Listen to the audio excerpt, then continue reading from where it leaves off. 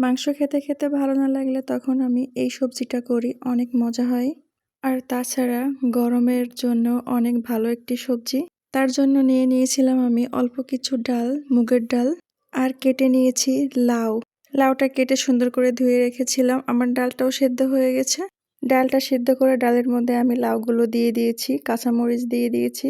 এখন আমি দিয়ে দিব সামান্য পরিমাণ আদা বাটা। এখন আমি দিব একটু হলুদের গুঁড়া আর দিব স্বাদ মতো লবণ। এতে বেশি কিছু উপকরণ লাগে না, সামান্য উপকরণেই হয়ে যায়। এবার সুন্দর করে নাড়াচাড়া করে ঢেকে দিতে হবে।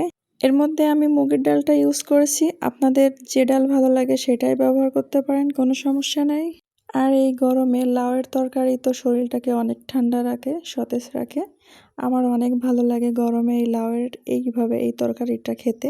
যারা লাউ খেতে পছন্দ করেন না তারা এইভাবে খেয়ে দেখবেন, আশা করি অনেক ভালো লাগবে। তো আমার লাউটা প্রায় সিদ্ধ হয়ে গিয়েছে। এবার আমি পানি দিয়ে দিয়েছি। একটু ঝোলঝোল রাখলে ভালো হয়, যেহেতু ডাল দেওয়া আছে এই জন্য একটু বেশি করে পানি দিয়েছি আমি। এবার আমি ঢেকে দিয়ে কিছুক্ষণ রান্না করব। রান্নাটা হয়ে গেলে আমি নামিয়ে নিব। নামিয়ে নিয়ে তারপরে গিয়ে বাগার দিয়ে দিব। আর এইটা এভাবে রান্না করলে আসলে অনেক অনেক মজা হয় খেতে। তো আমি পেঁয়াজগুলো ভেজে নিচ্ছি বাগার দেওয়ার জন্য। পেঁয়াজগুলো লাল লাল করে একটু ভেজে নিতে হবে।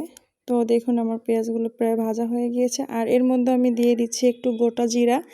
জিরাটা দিলে সুন্দর একটু ফ্লেভার আসে। তারপরে আমি দিয়ে দিলাম আমার সবজিটা। খেতে এত মজা হয়েছিল, আর সেন্ট ফ্লেভারটা যে কত দারুণ এসেছিল, অনেক অনেক ভালো লেগেছিল। আমার তো মনে হয় এর থেকে সহজ রেসিপি আর হয় না। যারা নতুন ভাইয়ারা আপুরা আছেন তারাও ট্রাই করে দেখবেন, অনেক শর্ট টাইমে অল্প সময়ে এই রেসিপিটা হয়ে যায়।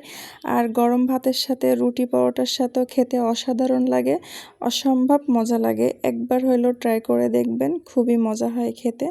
তো আমার লাউটা রান্না হয়ে গিয়েছে। এইবার আমি এইদিকে লতি রান্না করব, কচুর লতি। তার জন্য আমি মশলাটা হালকা কষিয়ে নিয়েছি। আর এর মধ্যে দিয়ে দিয়েছি আমি কুচা চিংড়ি।